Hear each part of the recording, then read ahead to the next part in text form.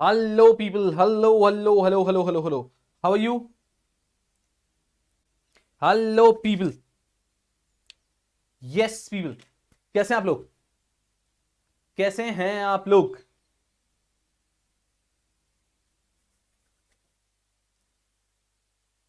Hello, people. Yes, yes, yes, yes, yes. Today I'm going to start chapter number 1. एकदम आनंदित हो गए. Yes yes, मस्त, एकदम जबरदस्त, खतरनाक. ऐसा रिप्लाई दो कि मजा आ जाए.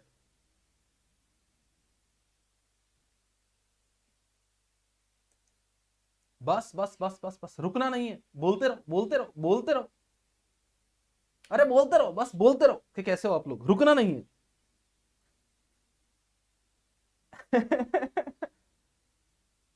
गधों. चलो स्टार्ट करेंगे लेक्चर. मैं एकदम मजे में, एकदम एकदम एकदम एकदम मजे में हूं. स्टार्ट करेंगे क्या लेक्चर? स्टार्ट करेंगे क्या लेक्चर यारों? Are you all said?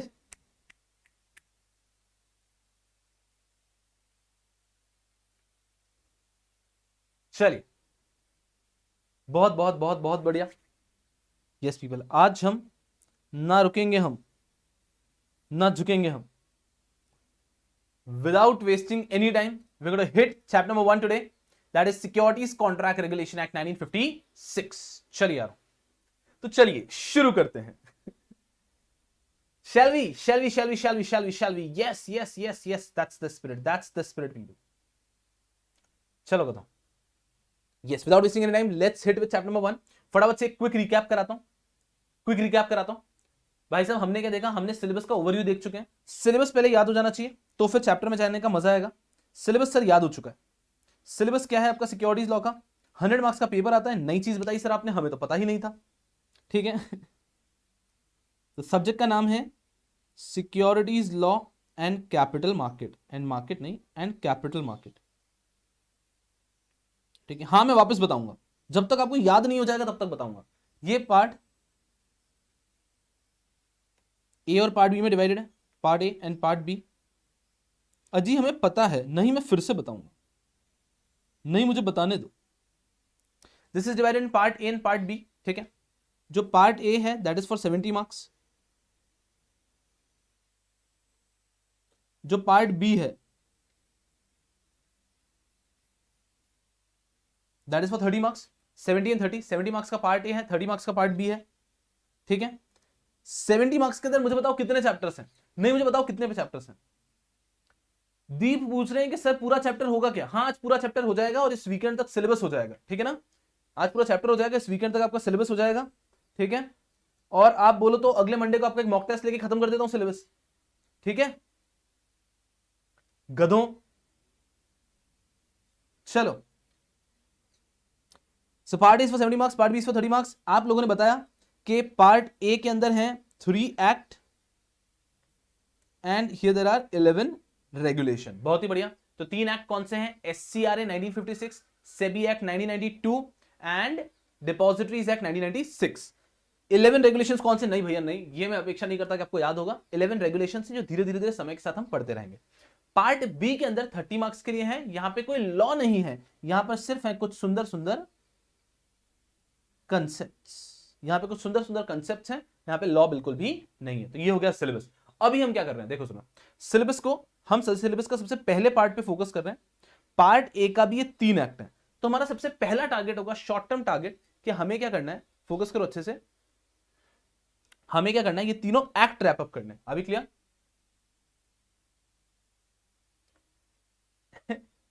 अरे गधो, इधर आ जाओ, इधर आ जाओ, इधर आ जाओ. चलो, तो पहला हमारा टारगेट है ये 3 एक्ट. ठीक है ना, खत्म करना. ये 3 एक्ट हो गया ना, तो फिर आपको सिक्योरिटीज लॉ का इतना बेहतरीन नॉलेज हो जाएगा ना कि वैसे आपको मजा, आनंद आ जाएगा. मतलब फिर आप उड़ोगे हवा में सिक्योरिटीज लॉ लेके. तो पहले ये 3 एक्ट को दिल में उतारना है, फिर हम लोग रेगुलेशन पढ़ने के लिए रेडी हो जाएंगे. फिर जब रेगुलेशन हो जाएंगे तब ये एंड में जो इजी सा पार्ट है कंसेप्ट हम पढ़ लेंगे. एंड में क्या आप थोड़े से मस्ती के मूड में होते हो ना, तब हम इजी पार्ट को एंड के लिए रखते हैं. चलेगा? चलो यारो. गधों, यहां पे आ जाओ, पढ़ाई पे ध्यान दो. तो अब हम स्टार्ट करेंगे सीधा हमारा पहला एक्ट. तो ये हमने कल देख लिया था. यहां तक आएगा सब लोग एकदम स्टेबल है. ठीक है. सिलेबस का ओवरव्यू सबके दिमाग में बैठ चुका है और अब हम बात करें सीधा chapter number 1, securities contract regulation act 1956। चलिए आ जाओ आ जाओ आ जाओ, चलिए चलिए चलिए चलिए चलिए चलिए, संभालो अपने आप को सौम्या, संभालो अपने आप को, संभालो संभालो अपने आप को, ठीक है, अभी जस्ट ही स्टार्ट हुआ है।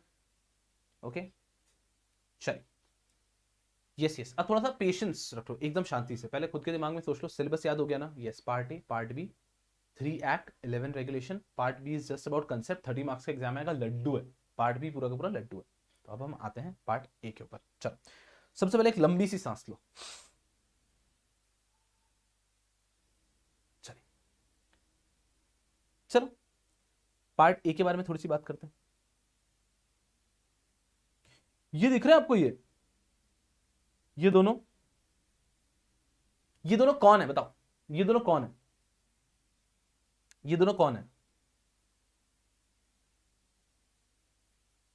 अजी कौन है? अजी ये दोनों कौन है?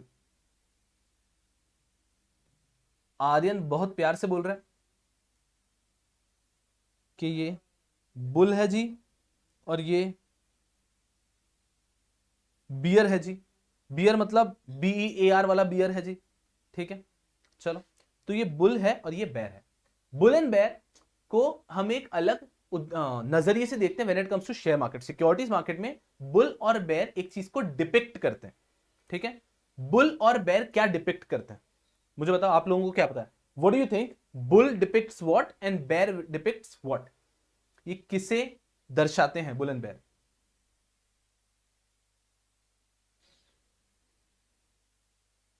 आर्यन का कहना है बुल प्राइस राइस को दर्शाता है और बेर प्राइस फॉल को दर्शाता है। आप देखो ध्यान से, बुल के पास में सब कुछ ग्रीन कलर में दिख रहा है, राइट? बेर के पास में सब कुछ रेड कलर में दिख रहा है। क्लियर है? तो आपको जो कलरफुल नोट्स मिले वो इसीलिए कलर करे हैं, वरना दोनों ब्लैक दिखते तो आपको क्या समझ में आता? तो समझना ध्यान से, जो बेर है ना, वो बेर है वो रेड में दिखता है। मैंने आपको बेसिक्स के टाइम पे शेयर मार्केट दिखाया था, रेड का मतलब फॉल, रेड का मतलब फॉल एंड ग्रीन का मतलब इंक्रीज। बुल एंड बेर, सो बेर depicts falling price and bull depicts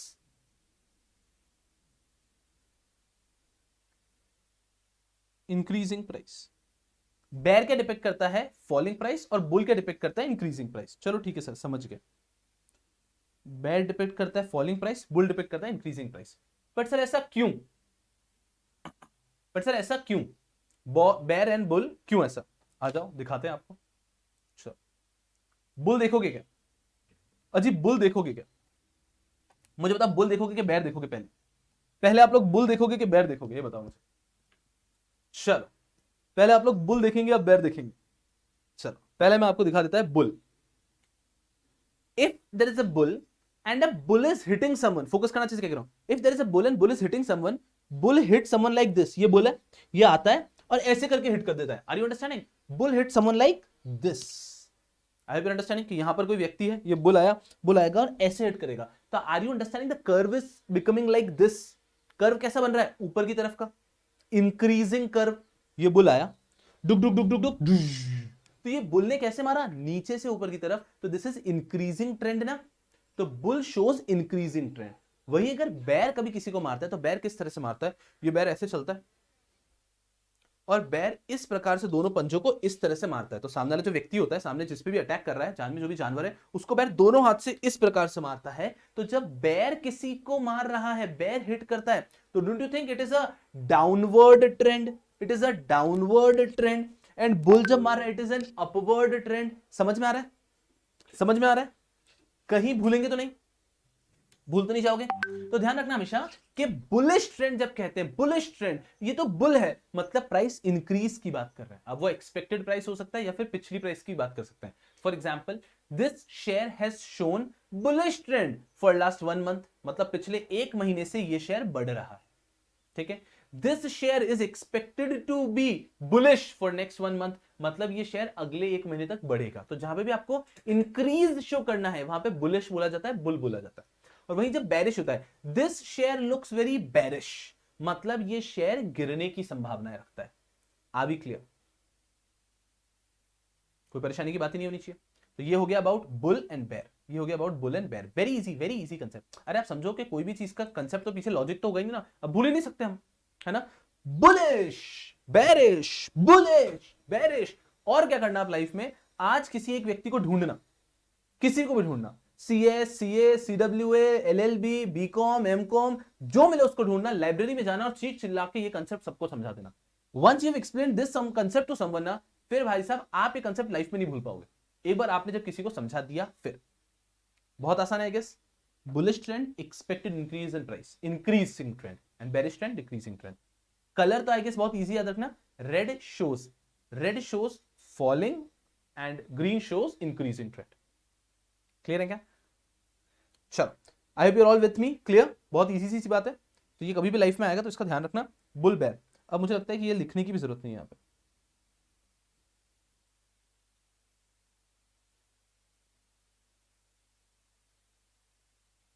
ये लिखने की भी जरूरत नहीं, ये एक चीज दिमाग में क्लियर हो गया है।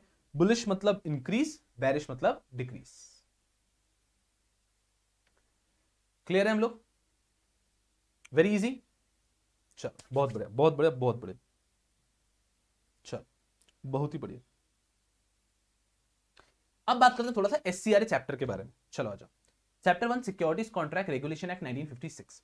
थोड़ा सा मैं आपको आइडिया देता हूं कि उस टाइम पे कंट्री की स्थिति क्या थी। 1956 में कंट्री की स्थिति क्या थी, इंडिया की क्या हालत थी।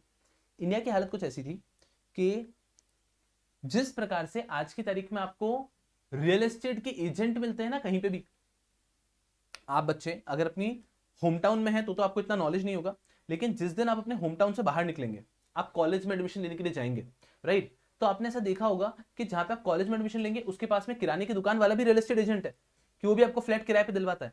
आपको ऑनलाइन भी मिलेंगे, बहुत सारे उनको फोन करो कि वो आपको ऑनलाइन एजेंट है, घर किराए पे दिलाएंगे। वो लोग रियल एस्टेट ब्रोकर है, समझना ध्यान से, रियल एस्टेट ब्रोकर है। मुझे आप बताओ रियल एस्टेट ब्रोकर का काम क्या होता है? What is the job of a real estate broker? Real estate के जो एजेंट होते हैं, ब्रोकर, ये आपको क्या करवाते हैं? घर रेंट पे दिलवाते हैं, या आपको घर रेंट पे दिलवाते हैं। मेरी बात को समझना अच्छे से, कंसेप्ट कैसे दिमाग में जाएगा। आज की तारीख में हर दूसरा व्यक्ति, जहां पे स्टूडेंट सोसाइटी होती है ना, जहां पे स्टूडेंट कॉलेजेस हैं, हर दूसरा व्यक्ति जो है ना, हर दूसरा व्यक्ति ना, वो ये काम करता है, वो ये काम करता है रियल एस्टेट एजेंट का, जो कि आपको घर किराए पे दिलवाएगा। तो प्रैक्टिकली समझो ये हो क्या रहा है। हो ऐसा रहा है कि भाई साहब उस सिटी में एक घर है, फॉर एग्जाम्पल यहां पे कोई कोटा से है क्या? कोई कोटा से है क्या? कोटा से, is there anyone from Kota? जल्दी बताना, जल्दी बताना, कोई कोटा से है क्या? क्योंकि कोटा में तो हर दूसरा आदमी रियल एस्टेट एजेंट है भाई। दूसरा गोवा नहीं, सॉरी गोवा नहीं, कोटा में हर दूसरा आदमी यही काम कर रहा है। तो सुनो होता कैसा, ये होंगे, ये घर का ओनर होगा, ये घर का ओनर होगा, हाँ शायद से आदित्य वगैरह कोटा से हैं। तो वैसे आप कोटा में देखोगे ना, तो हर दूसरा व्यक्ति रियल एस्टेट एजेंट है, ये ओनर है, ठीक है। इस सिटी में एवरी ईयर हजारों लाखों बच्चे आते हैं रहने के लिए, ठीक है, अंडरस्टैंड वेरी केयरफुली। उनको घर चाहिए रहने के लिए, उनको घर चाहिए रहने के लिए यार, बट अब वो कैसे ढूंढेंगे कि ओनर, यार ओनर चाहिए, ओनर को ये घर देना है रेंट पे, ओनर को घर देना है रेंट पे, अंडरस्टैंड वेरी केयरफुली, ओनर को ये घर देना है रेंट पे, और स्टूडेंट्स को घर चाहिए रेंट पे। बट ये लोग मिलेंगे कैसे?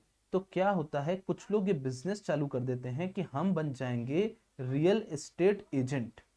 तो ये क्या करते हैं, ये ओनर्स के डिटेल्स अपने पास लेके रखते हैं, फिर जब स्टूडेंट्स आते हैं या बच्चे आते हैं, इनको रेंट पे चाहिए, ये उनको ये डिटेल्स शेयर कर देते हैं, बच्चों को घर दिखा देते हैं, बच्चों को घर पसंद आ जाता है कि हाँ ये तो घर बड़ा अच्छा सा है, हम यहां रह सकते हैं। तो इवेंचुअली इनकी डील हो जाती है, स्टूडेंट्स की डील ओनर से हो जाती है, एंड इस व्यक्ति को क्या मिल जाता है, मुझे बताओ, इस व्यक्ति को क्या मिल जाता है? इस व्यक्ति को मिल जाता है अपना कमीशन बोलो उसको, या ब्रोकरेज बोलो उसको, इस व्यक्ति को अपना कमीशन ब्रोकरेज मिल जाता है। सही है, यहां पर किसी को परेशानी आ रही है? यहां तक किसी को परेशानी आ रही है क्या? सवाल ही पैदा नहीं होता ना। ये टेनेंट्स हैं, ये लैंडलॉर्ड है, तो लैंडलॉर्ड और मिलाने का जो काम करते हैं आज की तारीख में वो है रियल एस्टेट एजेंट। पर आज की तारीख में मैं आपको क्या कह रहा हूं, हर मतलब बहुत ज्यादा रियल एस्टेट एजेंट्स हैं। आप गूगल करोगे ना सिंपल रियल एस्टेट एजेंट्स, तो आपको भाई साहब 10,000 नंबर वहां पे मिलेंगे, ठीक है। Because this is not regulated right now, India में ये भी रेगुलेटेड नहीं है। इच्छा होती उतनी रेंट कमीशन लेते हैं, कोई 1 मंथ लेता है, कोई 1.5 मंथ लेता है, कोई हाफ मंथ ले रहा है, तो इनका कोई अभी तक रेगुलेशन नहीं है। ठीक है ना, दे आर नॉट स्ट्रक्चर तरीके से रेगुलेटेड, ये रेगुलेटेड नहीं है, ये अपने अपने हिसाब से मोनोपोली में काम कर रहे हैं। आप भी अंडरस्टैंडिंग, फोकस करना अच्छे से। अब मैं आपको क्या बोल रहा हूं, अब इमेजिन करो कि हम चले गए पास्ट में, अरे हम चले गए 1956 में। आपको इमेजिन करवाता हूं, अरे अरे बहुत आनंद आएगा, रुको रुको, ये करने में मुझे बहुत मजा आता है, बहुत ही ज्यादा मजा आता है, पता नहीं क्यों।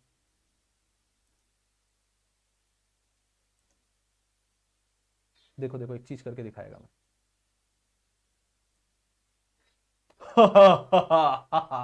ये चले गए आप पास्ट में, सब कुछ ब्लैक एंड व्हाइट हो चुका है, बहुत मजा आता है करने में मेरे को। 1956 में ऐसा होता है ना मूवीज में, है ना। तो अब हम जा चुके हैं 1956 में, फोकस करना अच्छे से। अब हमें 1956 में फोकस 100%, फोकस 100% यार, 1956 में जा चुके हैं।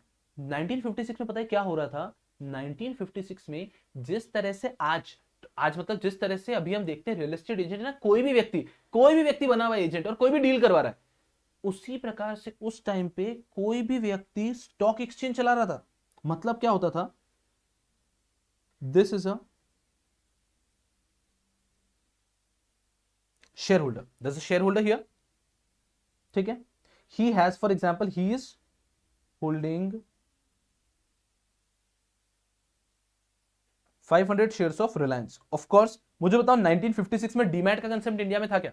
1956 में इंडिया में डीमैट का कंसेप्ट था क्या? 1956 में इंडिया में डीमैट का कंसेप्ट था क्या? अभी क्लियर? नहीं था। गधा हर्षल कह रहा है कि फिर लेक्चर कैसे चल रहा है 1956 में, घोंसा दे देना मैंने आपको, पढ़ाई पे ध्यान दो, फोकस। 1956 में डीमैट का कंसेप्ट तो था नहीं, तो इस व्यक्ति के पास शेयर्स भी फिजिकल फॉर्म में होंगे, फिजिकल शेयर सर्टिफिकेट था, ठीक है यार। इसे शेयर्स बेचने, कैसे बेचेगा, कैसे बेचेगा शेयर्स? यार शेयर बेचने में कितनी परेशानी होती है, कोई ले लो कोई ले लो कोई ले लो कोई ले लो, बायर कैसे ढूंढोगे? आज की तारीख में इंटरनेट और ये सब थोड़ी था। तो कैसा होता था, जैसे रियल एस्टेट एजेंट होते ना, उसी प्रकार से ऐसे लोग होते थे जो कि ब्रोकर का काम करते थे, स्टॉक एक्सचेंज चला रहे थे अपना। ये क्या कहते थे, ये ऐसा कहते थे कि अगर आपको शेयर्स बेचने हैं, सेलर, आप अपने डिटेल्स मुझे दे दो कि आपको कौन कौन से शेयर्स बेचने, कितने बेचने। किसी व्यक्ति को अगर शेयर्स खरीदने होते थे, बायर, तो वो व्यक्ति भी इनके पास जाता था, वो भी डिटेल्स देता था कि मुझे इस कंपनी के शेयर्स खरीदने की इच्छा है, और ये जो लोग स्टॉक एक्सचेंज चला रहे थे ना, ये लोग बोलते थे ठीक है, ये आपको शेयर्स बेचना है, ठीक है, ये आपको शेयर्स खरीदना है, ठीक है, हम आपका डील करा देते हैं। ये इनको इनसे डील करवा देते थे और अपनी जेब में क्या रख लेते थे? अरे ये दुनिया ही क्यों चल रही है, ये लोगों को क्या चाहिए? ब्रोकरेज। घर चलाने के लिए क्या चाहिए? पैसा। तो ब्रोकरेज बोलो, कमीशन बोलो, ब्रोकरेज बोलो, कमीशन बोलो। ये ब्रोकरेज या कमीशन जो है, ना, ये कमीशन ब्रोकरेज जो है, ये रख लेते थे और इन दोनों की डील एक्सचेंज करा देते थे। Are we understanding? अब इसमें परेशानी की बात क्या थी? परेशानी की बात ये थी, ये बहुत पहले से चल रहा था, 1956 के पहले से चल रहा था, बट हो ये रहा था इस बीच 1956 तक क्या हो गया, ये जो ब्रोकर लोग हो गए ना, ये बहुत पावरफुल हो गए। सर ये क्या बना रहे हो आप? गधों, हाथ है उसका।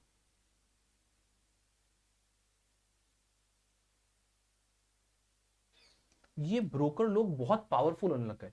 ये ब्रोकर लोग क्यों पावरफुल होने लग गए? बिकॉज ये लोग पूरा इंडिया की इकोनॉमी कंट्रोल करने लग गए ना यार। When they started it was a small business के, ठीक है ना, शेयर एक्सचेंज करा देंगे, लेकिन हुआ ये कि यार धीरे धीरे बढ़ते बढ़ते इतना बड़ा बिजनेस हो गया, बिकॉज हर एक व्यक्ति बेचने के लिए इनके पास ही आ रहा था shares.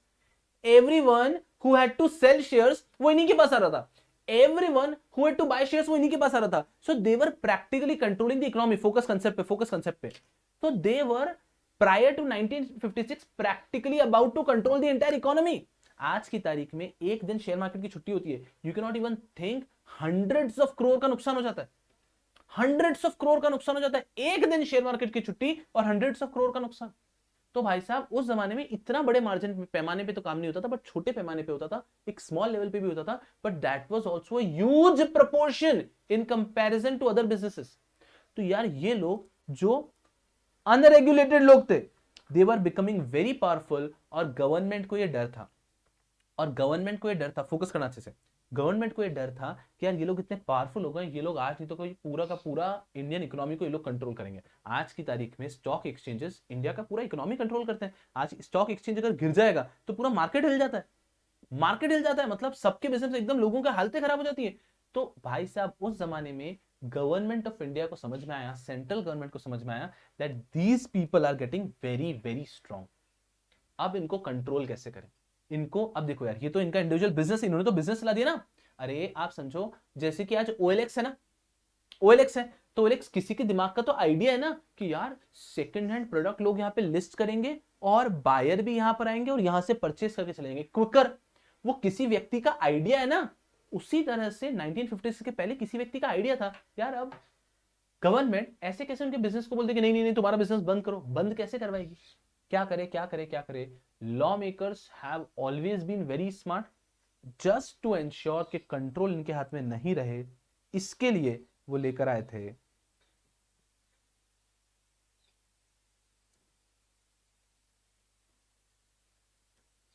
Securities contract regulation act in 1956। क्योंकि उनको यार, उनको लगा ये तो बहुत पावरफुल हो रहा है। इस एक्ट में उन्होंने मेन चीज क्या किया, अभी तो बहुत सारी चीजें पढ़ेंगे हम पूरे एक्ट के अंदर बट 1956 में उन्होंने सबसे पहले आते ही क्या किया, उन्होंने कहा कि जो भी स्टॉक एक्सचेंजेस अभी काम कर रहे हैं,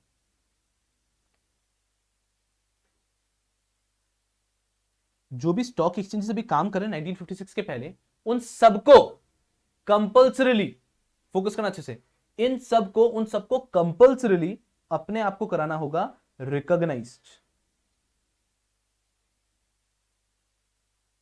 उन सबको बनवाना होगा खुद को रिकॉग्नाइज्ड स्टॉक एक्सचेंज। और इस एक्ट के आने के बाद में इंडिया में सिर्फ रिकॉग्नाइज्ड स्टॉक एक्सचेंज बिजनेस कर सकते हैं और कोई बिजनेस नहीं कर सकता। फोकस करना अच्छे से, ये क्या कह रहे हैं, इस लॉ के आने के बाद में सिर्फ रिकॉग्नाइज्ड स्टॉक एक्सचेंज बिजनेस कर सकते हैं और कोई भी बिजनेस नहीं कर सकता। अभी क्लियर। ये लॉ आने के बाद में सिर्फ रिकॉग्नाइज्ड स्टॉक एक्सचेंज बिजनेस कर पाएंगे, बाकी कोई बिजनेस नहीं कर पाएगा। अब आपको क्या लग रहा है कि it is okay, it is okay. आपको क्या लग रहा होगा, it is very much fine ना, that only recognised stock exchanges will be able to do business and बाकी लोग नहीं कर पाएंगे। इट्स फाइन, क्या हो गया, रिकॉग्नाइज ही तो होना है। थोड़ी छोटी चीज लग रही होगी बट नहीं, it is not a small thing. Focus करना बहुत अच्छे से, it is not a small thing. Why is it not a small thing, because यहाँ पे स्टॉक एक्सचेंजेस जो थे ना, अब इसने क्या बोला, SCRA ने, कि हर एक को रिकॉग्नाइज होना होगा। रिकॉग्नाइज कैसे हो गया, रिकॉग्नाइज होने का स्टेप है, you will have to give your scheme of conversion. You'll have to give your scheme of conversion to central government. Sir scheme of conversion क्या है, अब जब मैं आपको चैप्टर पढ़ाऊंगा धीरे धीरे बताऊंगा कि इन्होंने ये बोला कि स्टॉक एक्सचेंज रिकॉग्नाइज होंगे और ये स्टॉक एक्सचेंज सिर्फ होंगे अब इन the form of a company.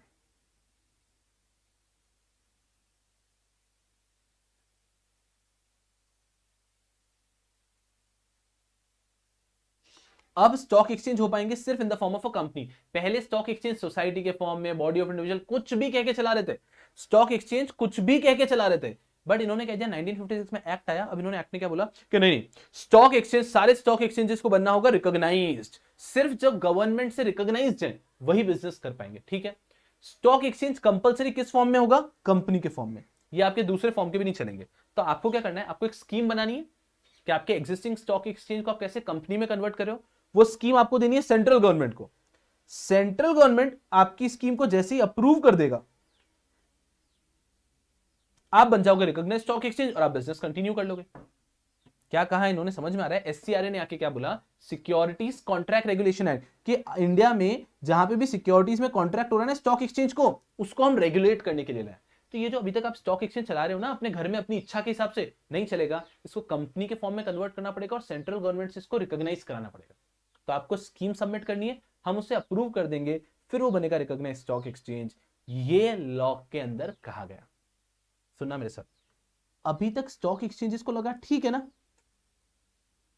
Government की पॉलिसी चेंज होती रहती है, ठीक है। ये स्टॉक एक्सचेंजेस जो चला रहे थे ना, वो तब तक भी बोले ठीक है कोई बात नहीं हम कर लेंगे। उनके पास कोई ऑप्शन भी नहीं था, उनको अनिवार्य रूप से बोला गया कि आपको कन्वर्ट करना। उनका ठीक है, छोटी सी बात है। जब उन्होंने ये स्कीम सबमिट की ना, जब उन्होंने ये स्कीम सबमिट की, तब गवर्नमेंट ने अपने रूल्स बताए कि आपकी स्कीम में क्या क्या प्रोविजन होने चाहिए। सुना सुना, अब गवर्नमेंट ने एक्चुअली अपने पत्ते खोले। अब गवर्नमेंट ने क्या क्या रूल बनाए, सुना सुना, यहां पे गवर्नमेंट ने कहा कि आपकी स्कीम के अंदर कुछ चीजें होनी चाहिए जैसे हम बता रहे हैं वैसी। क्या? एग्जाम्पल दे रहा हूं, अभी आप चैप्टर में पढ़ोगे, एग्जाम्पल दे रहा हूं कि आपके जो बोर्ड होता है ना, कंपनी है तो बोर्ड होगा, बोर्ड ऑफ डायरेक्टर्स होंगे। आपकी बोर्ड पे कम से कम गवर्नमेंट के 3 लोग होंगे। आपकी कंपनी के बोर्ड पे गवर्नमेंट के कम से कम 3 लोग होंगे। तो गवर्निंग बॉडी को लेकर रूल्स लेकर आए कि आपकी गवर्निंग बॉडी ऐसी होगी। दूसरी चीज क्या बोलती, देखो देखो भी दीवाने हो जाओगे आप, कि जो स्टॉक एक्सचेंज के ओनर है ना, ये जो स्टॉक एक्सचेंज के ओनर हैं, वो अब स्टॉक एक्सचेंज का मैनेजमेंट हैंडल नहीं करेंगे। ओनरशिप एंड मैनेजमेंट को सेपरेट करो। अरे भाई साहब ये क्या बात हुई, अभी तक तो वही ओनर था वही मैनेजमेंट था। बोले नहीं नहीं, ओनर अलग होंगे और मैनेजमेंट अलग होगा, वो दोनों सेम नहीं होंगे। इस तरह के बहुत सारे रूल लेकर आए। और ये सब रूल से पता है उन्होंने क्या किया, इनके जो बिजनेस थे उसमें गवर्नमेंट के लोगों को बिठाया और उनका कंट्रोल डाइल्यूट किया। अब उन स्टॉक एक्सचेंजेस के पास कोई चॉइस नहीं थी, they have to submit a scheme complying with all the government norms. फिर स्कीम आई, फिर गवर्नमेंट ने अप्रूव किया, हाँ हाँ हमारे गवर्नमेंट के बोर्ड के मेंबर आपके यहाँ पे बैठेंगे, आपके यहाँ पे इतने लोग मैनेजमेंट में होंगे, वो ओनर नहीं हो सकते, ऐसा ऐसा करके, और फिर उसको अप्रूव किया।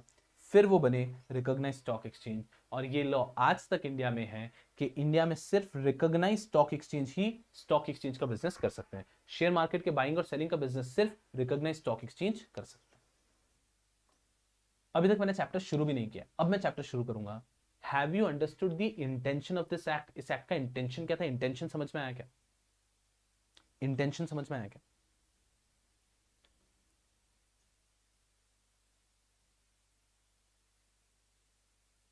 कुछ बच्चे कह रहे हैं वॉल्यूम थोड़ा सा कम है, प्लीज मैनेज करो ना। मैं कुछ करता है मैनेज इसका थोड़ा, है ना, मैं भी इसका कुछ करता है। आज के लेक्चर में तो आपको मैनेज करना पड़ेगा, मोस्टली आज और कल मैनेज कर लो, फिर अपन सेट कर लेंगे सब कुछ। Are you understanding the intention के किस उद्देश्य से लॉ बना था? इंटेंशन समझ में आया तो फिर चैप्टर शुरू करेंगे, फिर आपको मजा आ जाएगा, आनंद आ जाएगा। If there is anyone who wants to ask any question you can ask right now. कोई भी व्यक्ति कुछ सवाल पूछना चाहता है जो अभी तक मैंने पढ़ाया तो अभी पूछ सकता है।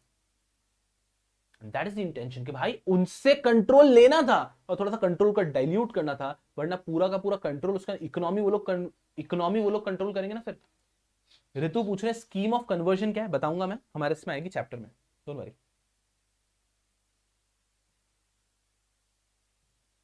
किसी भी व्यक्ति के दिमाग में कोई सवाल आ रहा हो तो एकदम बेहिचक होकर पूछो।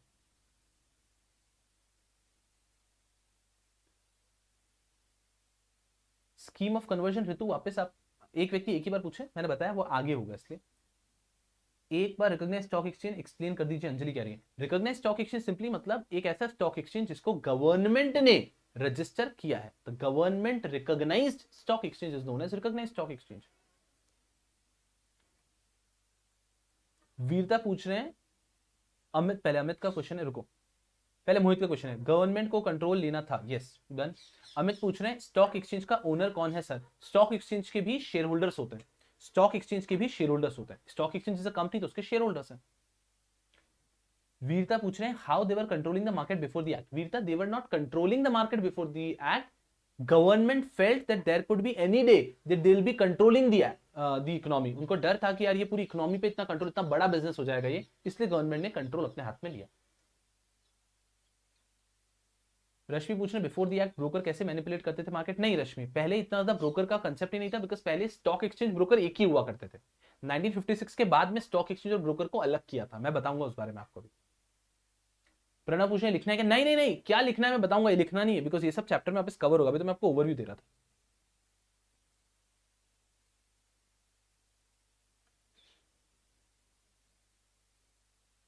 लक्ष्मीकांत वापस आएगा गवर्निंग बॉडी के बारे में, डोंट वरी।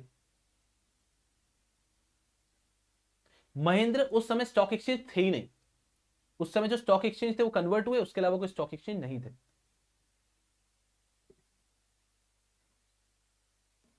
चलो I guess you getting a fair idea. तो उसके पहले जो जो स्टॉक एक्सचेंज थे उन सबको कन्वर्ट होकर ही आना पड़ा। जो आज की तारीख में स्टॉक एक्सचेंजेस देख रहे हैं ये तो सारे रिकॉग्नाइज्ड हैं।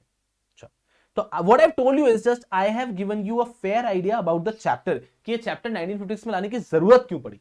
And now we going to start the chapter. तो क्या मैं आ जाऊं क्या, मैं क्या नॉर्मल जिंदगी में वापस आ जाऊं?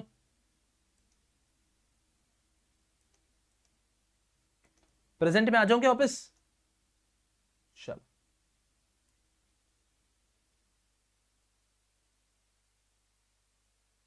क्या बात, अति सुंदर, अति सुंदर। चलो चलो चलो चलो चलो चलो चलो, बहुत बढ़िया।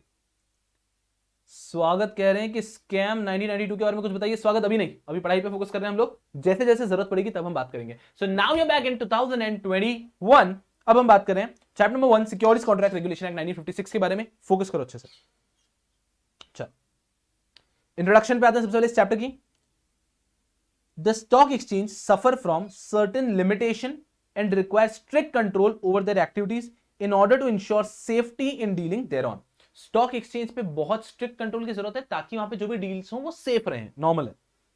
Hence in 1956 the Securities Contract Regulation Act was passed which provide for recognition of stock exchange by the central government। ये क्या करें कि स्टॉक एक्सचेंज भाई साहब बहुत स्ट्रिक्ट कंट्रोल होना चाहिए, अदरवाइज वहां पे कोई भी व्यक्ति अगर बिजनेस करने लग गया, कोई भी, और उस पर स्ट्रिक्ट कंट्रोल नहीं है तो डिफॉल्ट होने लग जाएंगे ना, डिफॉल्ट होने लग जाएंगे। एंड इस कारण से स्ट्रिक्ट कंट्रोल जरूरी है। मुझे बताओ आप एकदम केयरफुली, आज की तारीख में आप फोकस करना अच्छे से। हम मान लीजिए बात करते हैं फॉर एग्जाम्पल हम बात करते हैं अमेजन की। हमें अगर कोई भी प्रोडक्ट खरीदना है तो हम उसे अमेजन से या फ्लिपकार्ट से खरीदने में कितने कंफर्टेबल है, राइट। और वहीं जो इंस्टाग्राम पे रैंडम पेजेस आते हैं उनसे हमें प्रोडक्ट नहीं खरीदना चाहिए। Are you understanding why? Because Amazon has a very strict control. हमें डर नहीं है कि वहां पे जो सेलर है ना वो रजिस्टर्ड सेलर्स होते हैं, जो बायर है ना वो रजिस्टर्ड बायर हम लोग होते हैं, ठीक है ना। तो बायर मतलब ऐसे उनका अकाउंट होता है, सिंपल सा। तो ये जो रजिस्टर्ड सेलर है वो अकाउंट होल्डिंग बायर्स को प्रोडक्ट सेल करते हैं, तो हमें डर नहीं है कि सेलर क्या भेज देगा। I will give you very good example. आप लोगों ने देखा है क्या इंस्टाग्राम पे होता है, और मैं बताऊं व्हाट्सएप पे होता है, और OLX पे भी होता है फ्रॉड। क्या फ्रॉड होता है? लोग ऐसे आते हैं और बोलते हैं आईफोन 7,500 रुपए, 8,000 रुपए में, 10,000 रुपए में आपको कौन सा आईफोन दे देंगे जिसकी प्राइस 80,000 है। आईफोन 12 आपको दे रहे हैं ये कितने में? 12,000 में, 15,000 में। आपने देखा है क्या कभी? आईफोन 12 10,000 15,000 ऐसे मिलेगा। आप OLX पे जाएंगे आपको मिलेगा, आपको व्हाट्सएप पे मिलेगा आपको, मतलब व्हाट्सएप पे वो लोग आपको मैसेजेस करते हैं कभी रैंडमली। इंस्टाग्राम पे तो आप ऊपर सर्च भी करोगे ना कि क्या नाम है, चीप रेट आईफोन, भाई 12-15,000 रुपए में, 2-2 हजार रुपए में वो आपको एयरपोर्ट्स दे रहे हैं। क्या है? फिर वो उनकी कहानी बताते हैं। कहानी कैसे बताते हैं? उनके अलग अलग स्टोरीज है। एक स्टोरी वो क्या बताते हैं, दैट कस्टम में फंसा हुआ है, कि इंडिया के बाहर से आया था, कस्टम में फंस गया, तो आपको सिर्फ कस्टम ड्यूटी पे करनी है और आपको मिल जाएगा। दूसरा क्या बताते हैं कि हमारे पास फॉरेन के लोगों के क्रेडिट कार्ड है, तो हम उनके क्रेडिट कार्ड से पेमेंट कर देंगे, आप हमें 10,000 रुपए दे दो। मैं आपको क्या कह रहा हूं, पूरा फ्रॉड है, पूरा ही फ्रॉड है। ये लोग क्या कहते हैं कि 10,000 में आपको आईफोन मिल रहा है, आप अभी 2,000 रुपए हमें पेटीएम कर दो, 8,000 रुपए डिलीवरी पे दे देना। आप 2,000 रुपए पेटीएम कर दोगे, फिर आप ब्लॉक कर दिए जाओगे, वो कभी आपसे बात ही नहीं करेंगे, खत्म हो गई बात। 2,000 रुपए उनका फ्रॉड खत्म हो गया। My point is why we should never do it, why we should never do it. अरे वहीं आप अमेजन से खरीदोगे तो आपको डर नहीं है। ये सुनना मेरी बात को आर्यन राजा बोल रहे हैं कि उसके पूछे एप्पल पूरा होता है सर, कटा हुआ भी नहीं होता, पूरा एप्पल देते हैं वो लोग। बहुत अच्छी बात है, फोकस करना अच्छे से। my point here is why are we so comfortable in buying an iPhone from Amazon and not comfortable in buying an iPhone from Instagram का कोई random ID? Because we know Amazon के ऊपर strict control है भाई, seller कौन है, seller पूरा registered होता है, तो वहां से हमें डर नहीं है, वहां से हमें डर नहीं है। एग्जैक्टली सेम चीज कि अगर स्टॉक आज की तारीख में हमें इंस्टाग्राम से हम डील नहीं करते भाई, ऐसे कि रैंडम लोग आते हैं। अरे भाई वो आते हैं, एक आदमी आएगा, ऐसा एक शूट आएगा, ऐसा शू घुमा के बताएगा, ऐसा ऐसा ऐसा बहुत ही भयंकर शूज है। क्या शूज है? मैं मेरी सारी शॉपिंग यहां से करता हूं, आप भी शॉपिंग यहां से करिए। अरे भाई साहब कभी मत करो वहां से, कभी मत करो वहां से। मैं ये नहीं, मतलब वहां पे वो नकली प्रोडक्ट ही बेचने वाले हैं, मोस्टली नकली प्रोडक्ट ही बेचने वाले हैं, क्योंकि उनके ऊपर स्ट्रिक्ट कंट्रोल नहीं। स्टॉक एक्सचेंज की भी ऐसे हाल हो जाते कि हम वहां पे डील कर लेते, okay I will be buying Reliance के शेयर्स फ्रॉम यू, पता चला फोर्ज्ड सर्टिफिकेट आ गया, पता चला कुछ नकली आ गया। इसलिए स्टॉक एक्सचेंज के ऊपर आज की तारीख में, मैंने आपको कल के लेक्चर में एक बात बताई थी कि स्टॉक एक्सचेंज आज जो इतना स्ट्रॉन्ग खड़ा है अपने पैरों पे, वो इसलिए खड़ा है बिकॉज ये 3 एक्ट उसके सपोर्ट में थे, securities contract regulation act, SEBI act 1992 and depositories act 1996। तो उसमें SCR ने क्या रोल प्ले किया था कि इसके ऊपर अपना एक विश्वास बनाने के लिए उसको स्ट्रिक्ट कंट्रोल रखा कि यहां पे डिफॉल्ट नहीं होगा। और इस कारण से आया था SCRA 1956। तो हर एक स्टॉक एक्सचेंज का कि आपको गवर्नमेंट से रजिस्ट्रेशन लेना ही होगा, गवर्नमेंट के पास आप रिकॉग्नाइज होंगे फिर ही आप बिजनेस कर सकते हैं, ताकि गवर्नमेंट का स्ट्रिक्ट कंट्रोल आ जाएगा, ताकि यहाँ पे फ्रॉड वगैरह नहीं हो। अभी क्लियर? हाँ हाँ, तुझे बता रही है 599 में नाइकी के शूज, बस बस वही चल रहा है भाई, वही, पैसे मत दे देना, पैसे मत दे देना, राइट। चल, SCRA Securities Contract Regulation Act 1956 extends to the whole of India and came into force in February 1957। ये इंडिया में, पूरे इंडिया पे अप्लाई करता है, and it came into force on in February 1957, फरवरी में आया था, ठीक है। The Act, देखो ये एक्ट है 1956 का और it was enforced in February 1957, इस प्रकार से होता है। एक्ट का ये मतलब बिल तब पास हो गया और इन्फोर्स हुआ था 1957 में। The Act defines various terms in relation to securities and provide the detailed procedure the stock exchange to get recognition from government, SEBI, procedure for listing of securities of companies and operations of the broker in relation to purchase and sale of securities on behalf of investor। क्या कह रहा है ये ऐसा कह रहा है कि स्टॉक एक्सचेंज SCRA आने के बाद में उसने डिटेल्ड प्रोसीजर बताया कि कैसे स्टॉक एक्सचेंजेस खुद को रजिस्टर कर सकते हैं, रिकॉग्नाइज स्टॉक एक्सचेंज बन सकते हैं, कैसे लोग इसके ऊपर शेयर्स खरीद पाएंगे और सेल कर पाएंगे। तो उसका पूरा डिटेल प्रोसीजर आया था स्टॉक एक्सचेंज के इस एक्ट के अंदर SCRA में। अभी तक हमने क्या सीखा?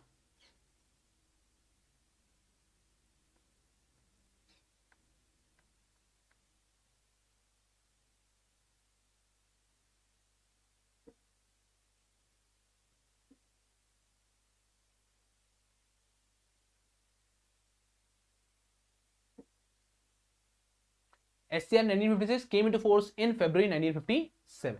फोकस अच्छे से। चलो, I want you all to read the introduction and SCRA act का ये पार्ट, इसको बस रीड करो एक बार, कुछ अंडरलाइन नहीं, कुछ लिखना नहीं है, बस इसको रीड करो, देखो समझ में आ रहा है क्या। आपके पास नोट्स होंगे ऐसी मैं अपेक्षा कर रहा हूं, ठीक है। अगर नहीं है किसी के पास अभी तक तो वो स्क्रीन पर रीड करो, जस्ट रीड इट वंस, देखो दिमाग में बैठ रहा है क्या।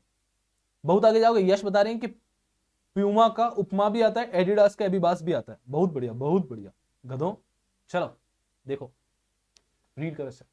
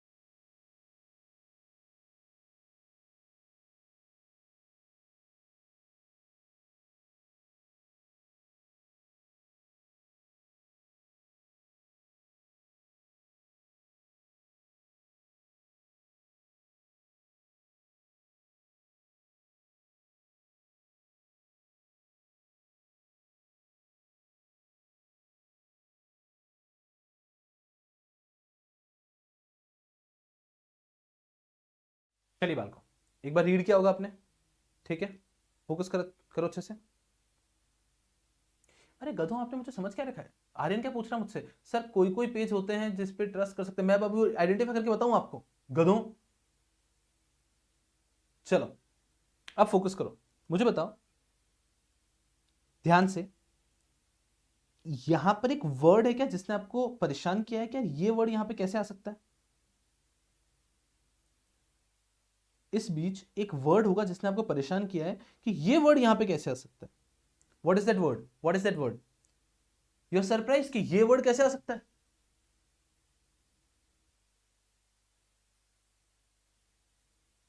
करेक्ट रिति, एकदम सही। The word is SEBI. ओ भाई साहब, ये क्या बात हुई? ये क्या बात हुई? ये वर्ड यहां पे कैसे आ सकता है? Are you understanding? So now understand how it works is, SCRA आया 1956 में, तब तक यहाँ पे सेबी नहीं था, सुनना ध्यान से, तब यहाँ पे सिर्फ सेंट्रल गवर्नमेंट था कि you have to take the recognition from central government, कि कोई भी स्टॉक एक्सचेंज अगर इंडिया में स्टार्ट करना चाहता है, आज की तारीख में आप भी अगर कोई बिजनेस स्टार्ट करना चाहते हो स्टॉक एक्सचेंज का कर सकते हो, आप भी अगर कोई स्टॉक एक्सचेंज का बिजनेस स्टार्ट करना चाहते हो कर सकते हो, तो आपको सेंट्रल गवर्नमेंट का अप्रूवल लेना होता, ये रूल था। 1992 में बना सेबी, तो फिर सेंट्रल गवर्नमेंट की जगह सेबी ने ले ली, समझना, फिर सेंट्रल गवर्नमेंट की जगह सेबी ने ले ली, तो एससीआरए 1956 में अमेंडमेंट किया गया, एससीआरए 1956 में अमेंडमेंट किया गया कि अभी तक जो सेंट्रल गवर्नमेंट था ना, अब अप्रूवल किससे लिया जाएगा, अब अप्रूवल लिया जाएगा सेबी से। Are you understanding? And that is why SCRA 1956 में भी अब सेबी है। तो एससीआरए 1956 कोई भी आप एक्ट देखते हो तो it will be SCRA 1956 as amended in 1992। तो 1992 में उसमें अमेंडमेंट लाया गया था। एक्ट में अमेंडमेंट आता है ना, आपको पता है ना, एक्ट में अमेंडमेंट आता है। तो जैसे ही सेबी आया तो इस अथॉरिटी को इनकॉर्पोरेट करने के लिए एससीआरए 1956 में अमेंडमेंट लाके वहां पे सेबी लिखा गया। तो इसलिए आज के लॉ में सेबी भी है। तो आज की तारीख में, ये तो अभी अपन ब्लैक एंड व्हाइट में पढ़ रहे थे ना, इसलिए मैंने सेंट्रल गवर्नमेंट लिख दिया था। आज की तारीख में अगर किसी को स्टार्ट करना है तो वो सेबी से भी ले सकता है कुछ अप्रूवल। तो अप्रूवल में सेंट्रल गवर्नमेंट स्लैश सेबी है, तो कुछ अप्रूवल सेंट्रल गवर्नमेंट के रखे गए, कुछ अप्रूवल सेबी के रखे गए। क्लियर है? दिमाग में बैठा ना लॉजिक? तो हमेशा ऐसे होता है, जैसे ही एक्ट अमेंड होता है तो उसके अंदर चेंजेस किए जाते हैं, जैसी समय की जरूरत होती है उसके हिसाब से। एग्जाम्पल देता हूं, पहले कंपनी लॉ में लिखा होता था कि सारे शेयर होल्डर्स को नोटिस भेजे जाएंगे बाय पोस्ट, ये लिखा होता था। बट जब समझ में आया कुछ साल पहले कि अब तो ईमेल वगैरह से भेज सकते हैं, तो फिर उसको अमेंड किया गया और उसकी जगह पे ईमेल भी ऐड कर दिया गया कि पोस्ट से भी भेज सकते हो, ईमेल से भी भेज सकते हो, फैक्स भी कर सकते हो। तो जैसे जैसे टाइम चेंज होता है लॉ में अमेंडमेंट आते रहते हैं। क्लियर है? चलो, तो एससीआरए 1956 came into force in February 1957. It extends to whole of India.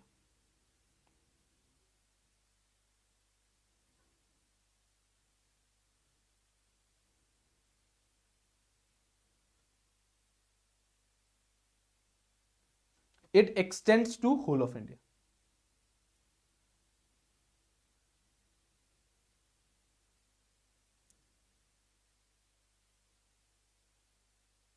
चल, तो ये हमने सीखा अभी तक, और तो कुछ सीखा नहीं है।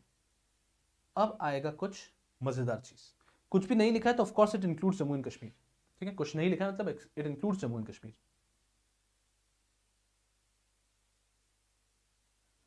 चल, अब आपको जो चीज पढ़नी है ना वो आपको मजा आ जाएगा, मजा आ जाएगा। मतलब डेफिनेशंस पढ़ने कुछ, लेकिन ये छोटे मोटे डेफिनेशंस नहीं है, इसको आप नॉर्मल सब्जेक्ट की डेफिनेशन जैसे मत समझो क्या डेफिनेशन है ना 1 मिनट में हो जाएंगे, नहीं।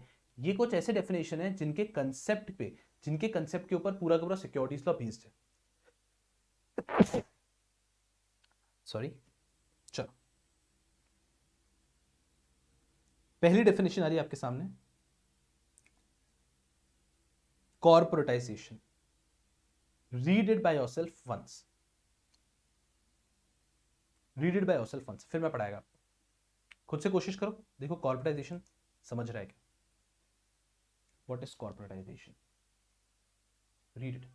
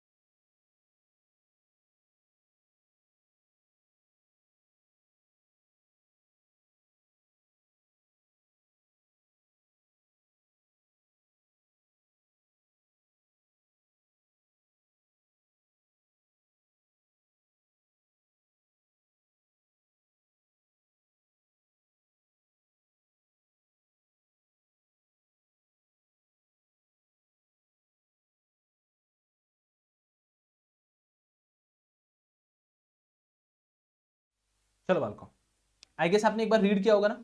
चलो, आनंद आ जाएगा, आनंद आ जाएगा। चलो फोकस करो, यहाँ पे फोकस है। Corporatisation means the succession of a recognized stock exchange. Succession of a recognized stock exchange. Succession, what do you mean by the word succession?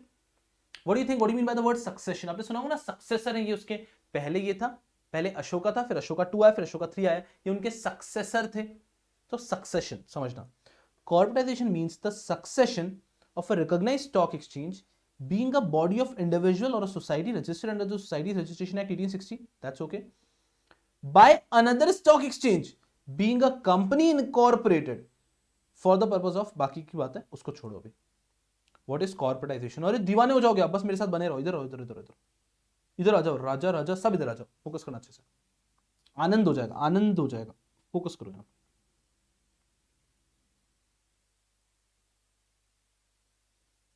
हाँ, मेरे नोट्स में आपको लेफ्ट हैंड साइड पूरी ब्लैंक मिलेगी. पूरे नोट्स में left hand side blank होगी book की. यहां क्या होता है, हम कोई अलग नोटबुक बना के नहीं लिखते आंसर्स. हम कोई नोटबुक बना के नोट्स नहीं बनाते. हमारे नोट्स हमारे बुक के अंदर ही बनते हैं लेफ्ट हैंड साइड पे. ठीक है, चलो. डेफिनेशन.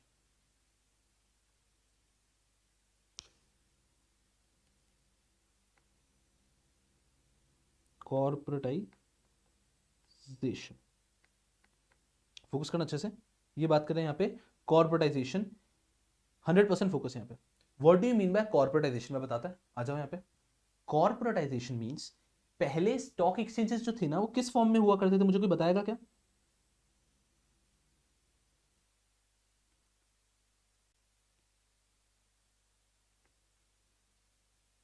पहले जो स्टॉक एक्सचेंज होते थे ना, फोकस करना अच्छे से. पहले जो स्टॉक एक्सचेंज होते थे ना वो होते थे इन the form of society, body of individual वगैरह. अनरजिस्टर्ड मतलब पहले वो सोसाइटी के फॉर्म में होते थे, बॉडी ऑफ इंडिविजुअल के फॉर्म में होते थे. देखो, बॉडी ऑफ इंडिविजुअल सोसाइटी के फॉर्म में होते थे. मेरे साथ रहना, मेरे साथ रहना, बस आपको पता भी नहीं चलेगा और डेफिनेशन कवर हो जाएगी. पहले स्टॉक एक्सचेंज होते थे बॉडी ऑफ इंडिविजुअल सोसाइटी के फॉर्म में. लेकिन 1956 का जैसे ये एक्ट आया, उसने क्या बोल दिया कि नहीं नहीं, आज के बाद सारे स्टॉक एक्सचेंजेस किस फॉर्म में होंगे?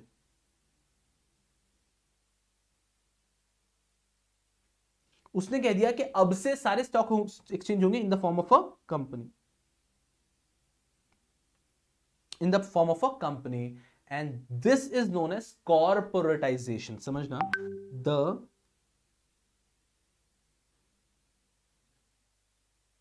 succession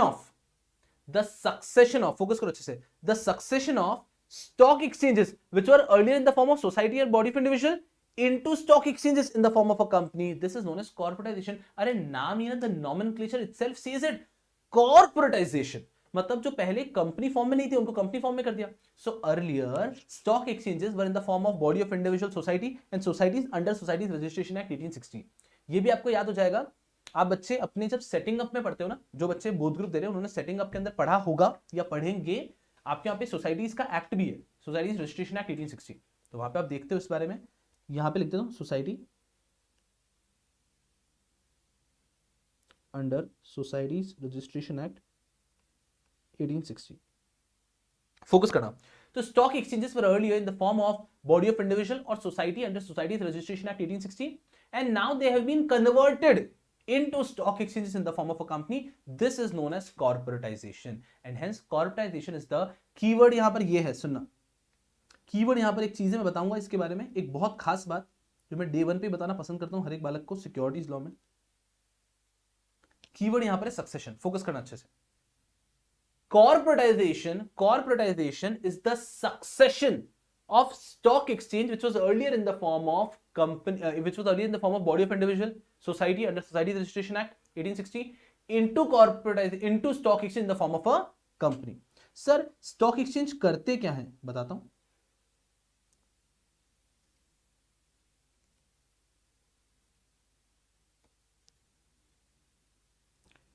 For the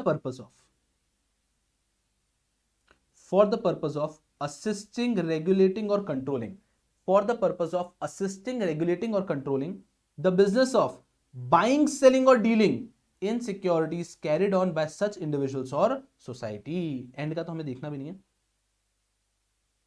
फोकस करना अच्छे से.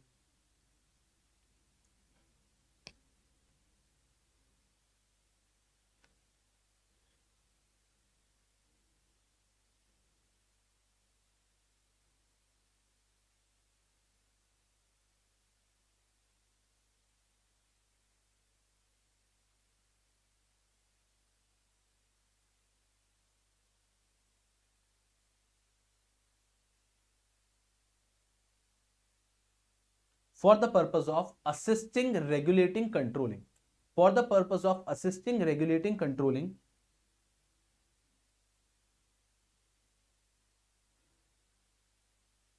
the business of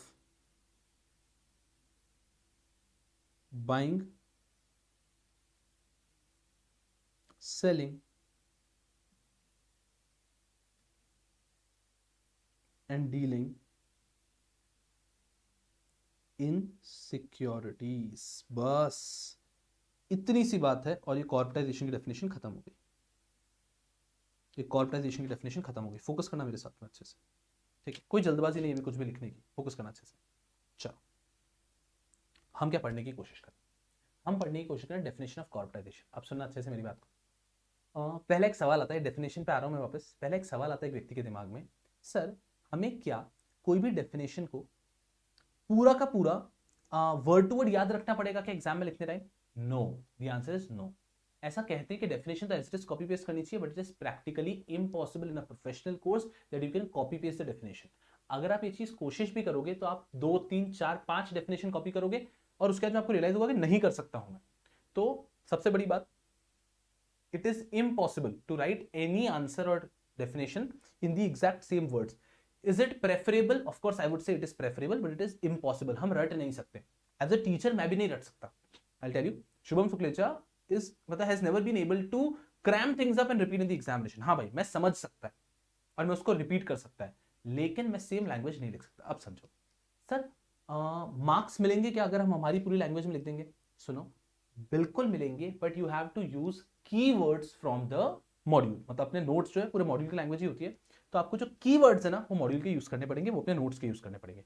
होता कैसा है, आप कीवर्ड्स जो है वो अपने नोट्स के ले लो और फिर अपनी लैंग्वेज में भी आपने लिख दिया एग्जाम में, तो you will get the best possible marks. Language आपकी होगी, अगर आपको समझ में आया है तो आप अपनी लैंग्वेज में लिख पाओगे.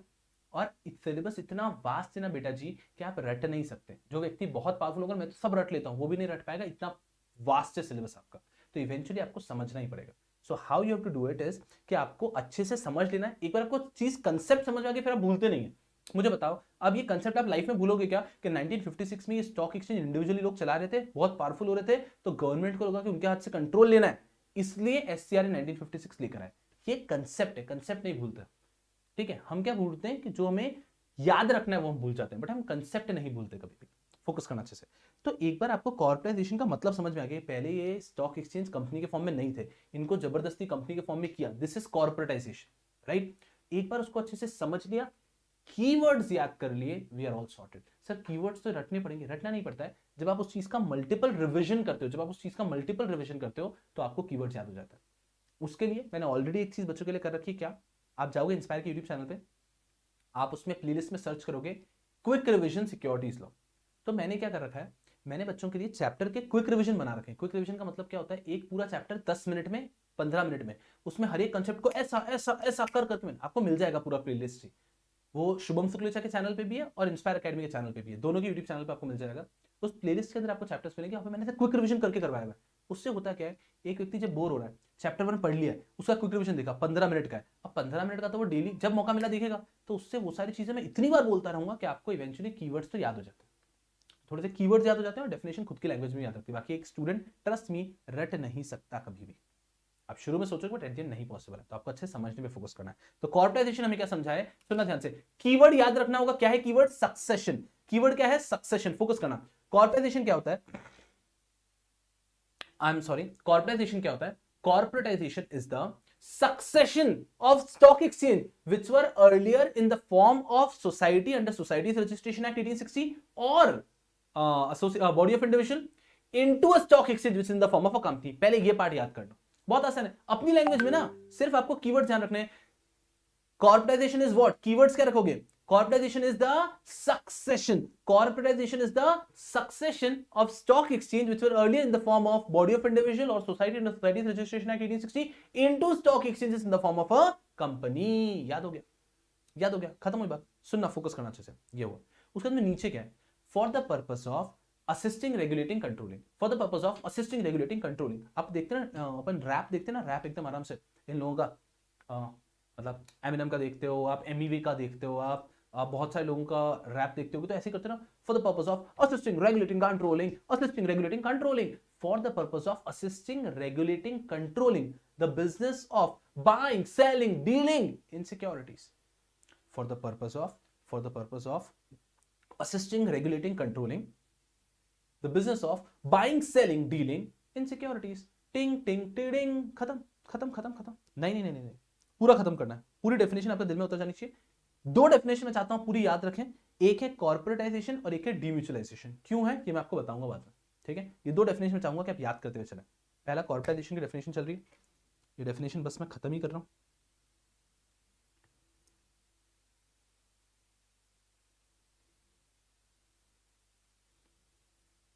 आप लोग और सुंदर तरीके से लिखेंगे मुझसे भी, ठीक है। चलो, what do you mean by corporatization? Corporatization is the succession. It is the succession of stock exchange which were earlier in the form of body of individual or society and Societies Registration Act 1860 into a stock exchange in the form of a company for the purpose of assisting, regulating, controlling the business of buying, selling, dealing in securities. Clear है क्या हम लोग यार? ठीक है क्या? अरे ऐसे करते हैं ना यार, सॉरी मैं ऐसे कर रहा था। नहीं नहीं, ऐसे ऐसे ऐसे ऐसे, छोड़ो छोड़ो, sorry sorry sorry sorry. For the purpose of assisting, regulating and controlling the business of buying, selling and dealing in securities. Are we clear? Are we clear? Are we clear? चलो बताओ, सुना सुना सुना अच्छे से। डीम्यूचुअलाइजेशन में आज नहीं पढ़ाऊंगा, कल पढ़ाऊंगा, बट मैं चाहता हूं कि आप उसको अभी पढ़ो, एक बार रीड करो, बस रीड करो डीम्यूचुअलाइजेशन को। ये मैं कल पढ़ाऊंगा, ये मैं कल पढ़ाऊंगा डीम्यूचुअलाइजेशन, एक बार रीड जरूर करो। Demutualization means the segregation of ownership and management from the trading rights of the member of a recognized stock exchange in accordance with the scheme approved by SEBI. यार सर ये तो बहुत हैवी लग रहा है, बहुत हैवी लग रहा है, लेकिन आपको नहीं लग रहा है कि यार ये कुछ तो देखा देखा सा है? मतलब सुनो सर, ये स्कीम की बात आपने कुछ की थी, अप्रूव्ड बाय सेबी है, ये सर पहले यहां पर सेंट्रल गवर्नमेंट था, फिर सेबी आया अमेंडमेंट के बाद में। Segregation of ownership and management, हाँ ऐसा कुछ आप बातों ही बातों में बता रहे थे कि पहले ये ओनरशिप मैनेजमेंट सेम था, फिर इसको अलग कर दिया गया। थोड़ा सा जो है ना सुना सुना सा लग रहा होगा ना, यही इंटेंशन होता है चैप्टर का ओवरव्यू बताने के पीछे।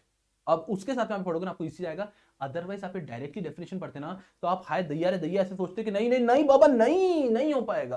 तो आपको समझना है कि पहले चैप्टर के ओवरव्यू के बाद में कोई भी डेफिनेशन आपको आसान लगने लगती है। तो डीम्यूचुअलाइजेशन कल पढ़ेंगे, पर अभी थोड़ा सा देखा सा तो लग रहा है। चलो यार बहुत बढ़िया।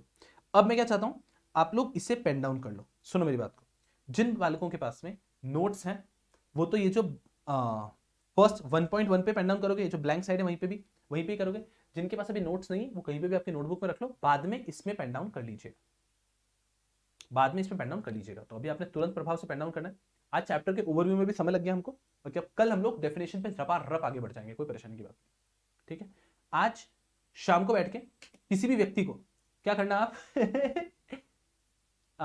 बुल एंड बेयर जिसको पढ़ाने वाले हो ना, आज बुल एंड बेयर जिसको भी आप पढ़ाने वाले हो, है ना, उसके बाद में उसको ये भी पढ़ा देना। अबे सुन, तू जब सुन ही रहा है, जब तूने मेरी इतनी बुल और बेर वाली बात समझ ही ली है, देखो बुल और बेर बोलोगे तो उसको ऐसे भी इंटरेस्ट आने लग जाएगा कि भाई कुछ अच्छी बात बता रहा है, तो फिर उसको बोरिंग बात भी बता देना, वो किसी को पता नहीं चलेगा बीच बीच में। फिर इसमें कॉर्पोरेटाइजेशन समझा, मजा आएगा, फिर आप पूरा समझा दो, फिर वो बोलेगा ये क्या पढ़ा रहा है जबरदस्ती मेरे को, बट आपका तो पढ़ा के हो जाएगा, आप पढ़ा के फ्री हो जाओ। एक बार आपने चीज किसी को पढ़ा दी ना, फिर आप जीवन में उसको नहीं भूल सकते। तो बस भाई आज किसी को दोनों टॉपिक पढ़ा के फ्री हो जाओ। मैं ये डेली नहीं बोलूंगा बिकॉज डेली आपको बहुत काम रहेंगे जीवन में, लेकिन आज एक बार पढ़ा दो, ठीक है। कोई भी सब्जेक्ट आपका फेवरेट सब्जेक्ट बनता है, आपको पसंद आता है, उसमें अच्छे मार्क्स आते नहीं, ये डिपेंड करता है उस सब्जेक्ट के फर्स्ट 10 सेशंस के ऊपर। अगर पहले 10 सेशन आपको पसंद, आप ये किसी भी सब्जेक्ट के साथ देख लेना, अगर आपका पहला एक प्राइमा फेसी भी उस सब्जेक्ट का लगा ना, तो उस सब्जेक्ट में कभी आपको मजा ही नहीं आएगा। पर अगर प्राइमा फेसी यार यहाँ तो कुछ जबरदस्त है, तो उसमें का टीचर एवरेज भी हुआ ना, तो भी आपको बहुत मजा आएगा सब्जेक्ट में। If you like the subject even if the teacher is average, you got to love the subject. अरे हाँ ना, ये ऐसा है, गूगल इधर उधर करके मेहनत करोगे। तो जस्ट शुरू के अंदर आपका एक टारगेट होना चाहिए कि पहले आपको सब्जेक्ट से प्यार हो जाए। तो सब्जेक्ट से प्यार हो गया ना, तो ट्रस्ट मी देन तो आप आनंद में आगे निकल जाओगे, परेशानी की कोई बात ही नहीं है। अभी क्लियर? चलो ठीक है, आज बुल एंड बेयर जहां मिले उसको, अरे भाई जहां जो मिले उसको बुल एंड बेयर, कोई व्हाट्सएप पे मिलता है उसको बुल एंड बेयर, व्हाट्सएप का status bull and bear, Instagram की स्टोरी बुल एंड बेयर। आपकी स्नैपचैट पे तो आप गंदी गंदी चीजें करते हो, स्नैपचैट छोड़ दो, आप स्नैपचैट पे बुल एंड बेयर मत लाओ, ठीक है ना। बाकी हर जगह बुल एंड बेयर लगा दो आज, कि लाइफ में दिमाग से बुल एंड बेयर उतरना नहीं चाहिए, हर जगह बुल एंड बेयर, ठीक है यारो। चल, तो ये हो जाएगा। अब आपने क्या करना है बेटा जी, अब आपने अब आपने इसे पेन डाउन कर लेना, and that be all for this session, and I will see you people tomorrow. Okay, चलो करो, टाटा, पेन डाउन करो फुल स्पीड में। Yes people, bye bye.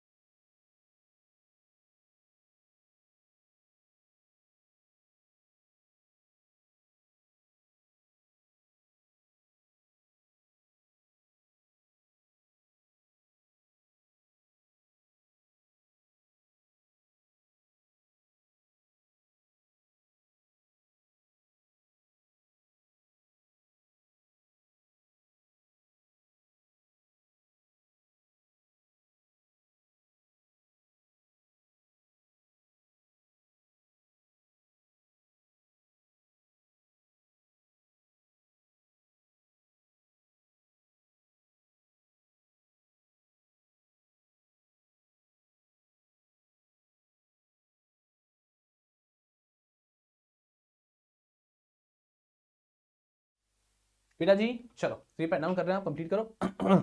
कुछ बालक क्लास का टाइमिंग पूछ रहे थे, तो बेटा जी कैसा है कि कल भी सेम टाइमिंग ही रहेगा, ठीक है ना। तो 3 दिन का सेम टाइमिंग, उसके बाद में आपका स्ट्रक्चर टाइमिंग रहेगा, जिसमें मुझे एक दिन में ज्यादा समय चाहिए होता है। तो अभी तो कैसा है कि आई थिंक मुझे 1 आवर मिलता है, तो 1 आवर में तो मैं क्या आपसे हाय हेलो करता हूँ और 1 आवर खत्म हो जाता है। तो मुझे समय ज्यादा चाहिए, तो देन रेगुलर जब होगा तब मेरे को मिनिमम भी 1.5 आवर लूंगा मैं। तो I guess day after tomorrow जब भी होगा थोड़ी देर में रेगुलर स्टार्ट हो जाएगा। विद रिस्पेक्ट टू नोट्स, किसी बच्चे के पास नहीं है तो मेरे लेक्चर 1 के नीचे डिस्क्रिप्शन बॉक्स के अंदर, मैंने कल के लेक्चर के नीचे डिस्क्रिप्शन बॉक्स के अंदर मैंने नोट्स दिए हैं, तो आप चैप्टर 1 का प्रिंट आउट लेके रख लो जब तक आप तक नोट्स पहुंचते तब तक, ठीक है। ओके डोकी, चलो, तो इसी जोश का हम कल मिलते हैं। खूब सारा पढ़ो, खूब सारा आगे बढ़ो, ओके पीपल। आज आग लगा दो बुल एंड बेयर, मतलब मैं कह रहा हूं मम्मी को, पापा को, बुआ को, दीदी को, नाना नानी को फोन करके समझाओ, अरे नाना आप सुनो सुनो मेरी बात को, बुल बेर फोन पे समझाओ भाई, जो मिलता है उसको समझाओ आज, छोड़ना नहीं है आज, ठीक है। चलो करो, आई विल सी पीपल, टाटा।